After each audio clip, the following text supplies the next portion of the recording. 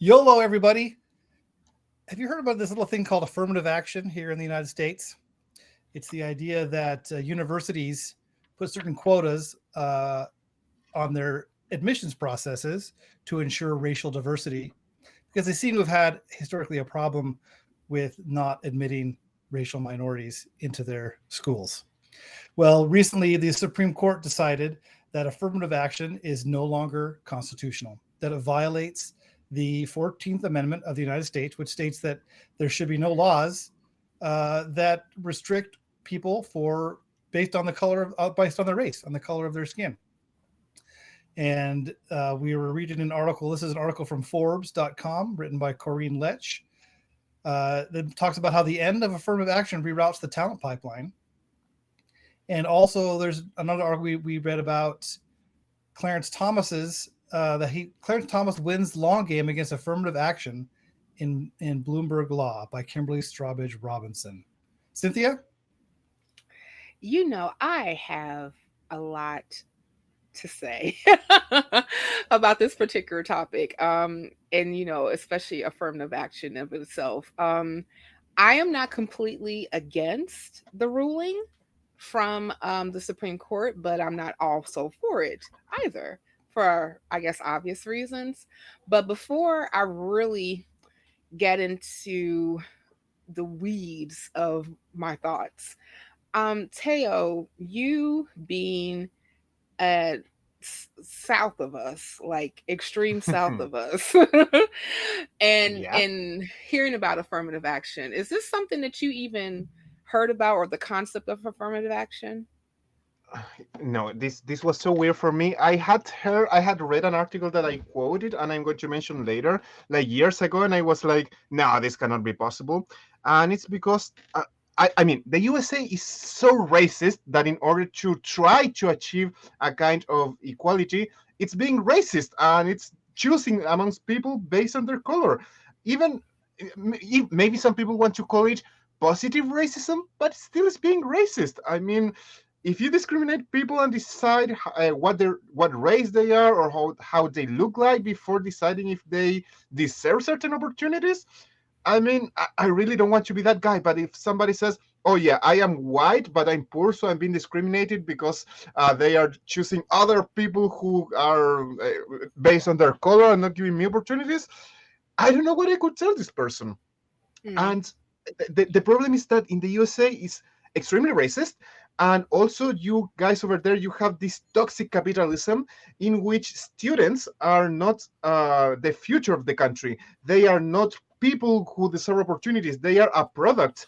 And I had a problem reading this article because when I was reading everything, it wasn't about like, yeah, people not having opportunities, people having issues, a student here or there. No, it was like how universities were going to select their best for their numbers and how this was going to create a demographic composition of universities. And it was, this shouldn't be the problem. The problem should be that students, they need to study, they deserve opportunities, they shouldn't have to get a loan that is going to cripple them for the rest of their lives just to get a job. And there are so many things that are wrong with the educative system in the USA that my mind was blown. I mean, really, you have to start being racist in order to give people some opportunities instead of choosing, giving education to people based on the idea that everybody deserves that. The last thing that I will say before giving this to you back to you, Cynthia, is that the main problem is still that poor people are not getting education. It doesn't matter your skin color, but um, uh, let me quote something. I want to quote this article called "The Impact of Affirmative Action Bans on College." Oh, no, that's the second one. It's the first one. Sorry. No problem. Does affirmative action lead to mismatch? A new tested and evidence by Peter Archiandonkio and Esteban whatever. And the idea is that in this study, the concept of mismatch theory is a study which suggests that affirmative action may result in a student being placed in academic environments where they struggle to compete. So you can have 100 Black, Chinese, and Latino students getting to a university that is way too hard for them. Why? Because they went to awful schools that didn't prepare them for this. So the USA, instead of deciding, yeah, maybe we should have schools that prepare students for academic life, they start deciding, okay, which school is going to have a new football scholarship, and where are we going to find people to fill the racist quota that we have to fill? And there are so many problems in here. We have talked about education and the many problems of it in the USA before. I would Mhm. just say that I'm scared about the USA. Yeah, that's it. Well, I think I should clarify a few things about affirmative action. Specifically, like where do we even get this from? There was this thing called the civil rights movement. I don't know if you might have heard of it. You know, people like black rights activists like Dr. Martin Luther King, Malcolm X, A. Philip Randolph, Abernathy, Reverend Abernathy, James Baldwin, one of my heroes, were all a part of this particular movement and it started with the death of Emmett Till. And part of the civil rights movement came about with a particular court case in the Supreme Court that was argued by before he became a Supreme Court justice named Thurgood Marshall. And that particular court case was called Brown versus the Board of Education. In essence, what Brown versus the Board of Education did was overturn the decision that was made in the 1800s called Plessy versus Ferguson. That and Plessy versus Ferguson was the statute that actually continued to uphold Jim Crow and specifically segregation laws, saying that separate, as long as we have separate but equal, then you can separate the races. But the problem that Brown versus the Board of Education actually argued is that facilities specifically that you have for at that particular time colored black folk versus white folk were not equal, including education, including the schools and resources. Oftentimes, in most black neighborhoods, especially in the South, you had substandard school buildings. Also, you had children who were in like the sixth and seventh grade that were reading from third and second grade books. You and also you had, even though these people were citizens and they were paying taxes, they did not have the same facilities as their white counterparts. So they argued that you were talking about that in Plessy versus Ferguson, we can have segregation because even though they're separate, they're equal. But in actuality, they were not. They were just separate. And that means that they even were putting in funding when it came to public facilities like schools separately. So when that particular argument came forward, that's when we had a push to integrate schools like public schools that were predominantly white for black kids who happened to be in those particular areas, because again they were paying tuition too. I mean, they were paying property taxes too. Their parents were.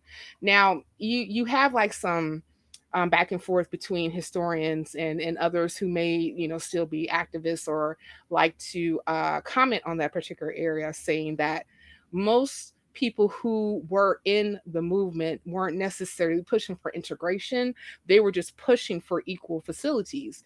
And one of the reasons being is because when they started to integrate the schools, the black students faced a lot of violence from white mobs, from other white students and parents and adjacent neighbors when it came to integrating those schools, because they were vehemently trying to keep black students out.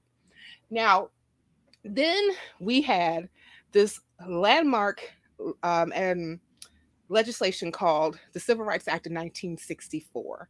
And then part of that was called Title VII. Title VII specifically is affirmative action.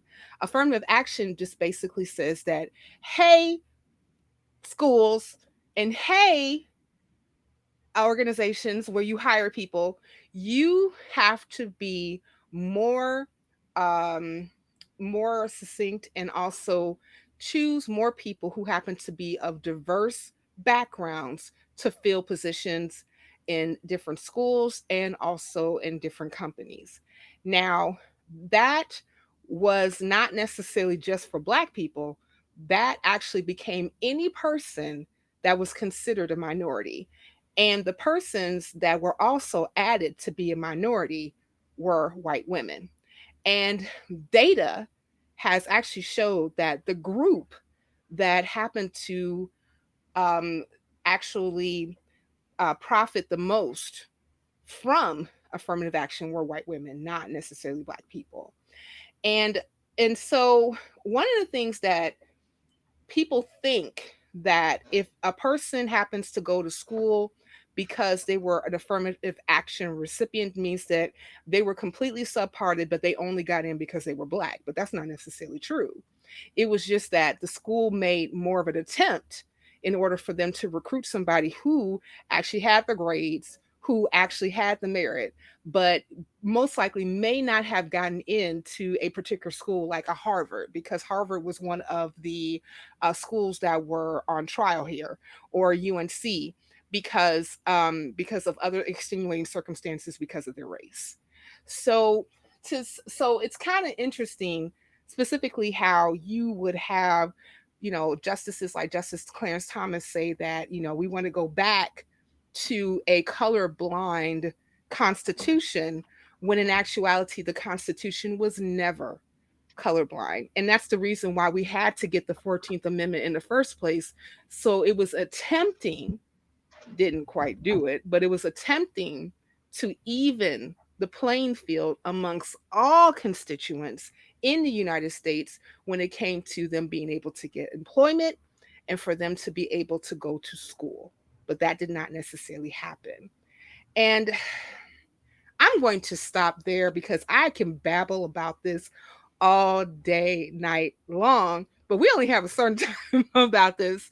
And Aaron, I'm going to go ahead and take it back to you because I do have more thoughts, but I'm very curious to kind of get your take on this whole case, and specifically Justice Thomas, because he definitely put his pen, his quill, into the inkwell and said things. Yes, he had an opinion. Yes, he did. And he let that opinion be known because I guess when they announced their decisions, he actually read from his own concurring opinion. Yes, he did. Which is not a usual thing that happens when the Supreme Court announces their decisions. Right. And affirmative action shed a light on a real problem, the inequalities in education and in access to the tools that help you succeed in life. Right. Unfortunately, it solved a symptom. It didn't really solve the underlying problem. Right. The underlying problem is education is not equal in this country. That's right. For people under the age of 18. Mm-hmm. So if education is not going to be equal, of course you're not going to have an equal representation of excellent students across that match the racial demographics of the country. Mm-hmm. So the real problem isn't mandating entrances. The real thing is probably to mandate better education for people. Yeah. Equal funding. There are schools that get more funding than other schools. I don't understand it. I don't know why some schools get more money than other schools. That's because education is being funded by property taxes. I don't care where the money comes from. You can distribute it equally. Well, I mean, but that's yes. Another. I mean, that's another thing that certain us social anthropologists, society, social workers, and other people have argued that you need to have a separate funding or another funding source in order for you to fund public education. For the simple fact of the matter is that, especially in Black neighborhoods, we have less than 40% of African Americans that own homes. So there's the whole redlining. Yeah, exactly. And racial discrimination against owning homes, the American dream. And so, of course, yeah, the way we fund education, guess what? It's a lot racist. A lot. So, but we should be let's solve that problem. Mm-hmm. I kind of agree with the court in principle. Mm-hmm. I think in theory and in actual practice, it's going to hurt racial Blacks and minorities. But we really need to look at the real underlying problems, and that includes funding of our education. It includes poverty, and solving poverty and helping people get out of poverty and Yeah. be able to make a living. I can Yeah. see that you would disagree with something I've said. Well, it kind of goes back to what I was saying before, and I don't mean to necessarily annex you out, Teo, because I'm gonna bring you back in. But Of when course. I think about like specifically the schools that were represented in this particular case, like Harvard and UNC, these are PWIs, like predominantly white institutions. The black population, specifically in Harvard, was like less than 9% student 7. population. Yeah. Yeah, I actually did the math. see, So yes, if you do the math, 7% yeah. of Ivy League schools are minority. Right. And I mean, and that's just minority. We're not even talking about like how are we divvying up those between like race. Now, I know that Harvard had a larger AAPI population, student population or student body than they did black. And but even when you start to look specifically at which black, we see that a lot of those black students that are there are not African American. They are either African, Caribbean, or they are first generation of immigrants. And one of the things that I happened to do a little research on, I don't know if I got it from Pew or what have you, but it does show that in order like majority of students that are coming over from different countries to study in the United States are paying out of pocket. And if we are looking specifically at the African American population, specifically those Black, the people who may be freedmen descendants, in other words, they come from, they are descendants of slavery here in the United States. They also have that additional weight of all those other policies that have kept that particular population, population I belong to, out of from being able to accrue wealth on a systemic level, like redlining, right? Which historically kept people from being able to purchase homes or actually getting resources so that they can get homes. And we even have issues where redlining is still being practiced by banks today. There was like I saw as early as was late as like 2019, 2020, different articles that were coming out talking about even the gap between African Americans trying to sell their homes versus white people trying to sell their homes. It's like it's insane. But so yeah, I agree with you that there are more systemic issues that happen to tie into this particular issue that needs to be looked at specifically. But I'm I'm I'm I'm a little hesitant to say how much will this affect specifically a black population that was very much so underrepresented in these PWIs, Ivy League schools in the first place. Taya, what do you have to think?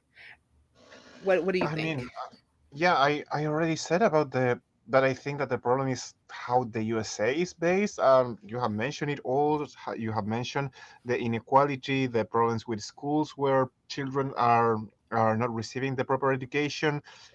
Do you remember that time when the American government decided, okay, these children they are not performing well, they are not getting good grades, so we're going to stop feeding them and we're going to only feed those students who are already doing well.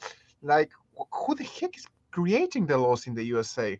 And with the current Supreme Court, I only see things getting worse and worse, and it's quite sad.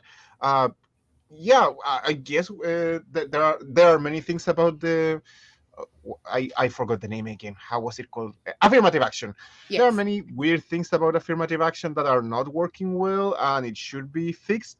But once again, the main issue starts with the primary education, secondary education, where students don't get proper education. As you said, Cynthia, they are supposed to receive certain type of education, and they receive inferior type of education. Mhm. And now we see the government trying to erase history from their students, so things are can only get worse and And not to worse. cut you off, Teo, but you also have to deal with other things that we were talking about too, with being able to look at these particular fundings when it comes to education, like property taxes, and tackle wealth inequality. or and also the lack of equity when we are looking specifically at African Americans. Now, I will say something that, um, and I wanted to read this real quick, and then Aaron, I wanted your take real quick, if you can. One of the things that I believe that Justice Thomas did as an out specifically for affirmative action, one of the things that he said in his concurrence is that Justice Sotomayor argues otherwise, pointing to a number of race conscious federal laws passed to the time of the 14th Amendment enactment, post at six dissenting opinion. She identifies the Freedmen's Bureau Act of 1865, already discussed above, as one such law, but she admits that the programs did not benefit Black exclusively. She also does not dispute the legislation targeting the needs of newly freed Blacks in 1865 could be understood as directly remedial. Even today, nothing prevents the states from according an admissions preference to identify victims of discrimination. While most of the beneficiaries might be Black, neither the beneficiaries nor the disadvantaged by the preference would be identified on the basis of their race. So, in other words, he's saying that if you are doing blanketed only by race, only by those who are considered a minority, to make decisions concerning affirmative action, in actuality, you are ignoring the group that needs the help the most. So if you're going to do more affirmative action, and he actually goes on to kind of like talk about that specifically, but if you're going to do affirmative action, it needs to be more targeted to the group that was harmed. And then, Aaron, I want to give the last word to you, please.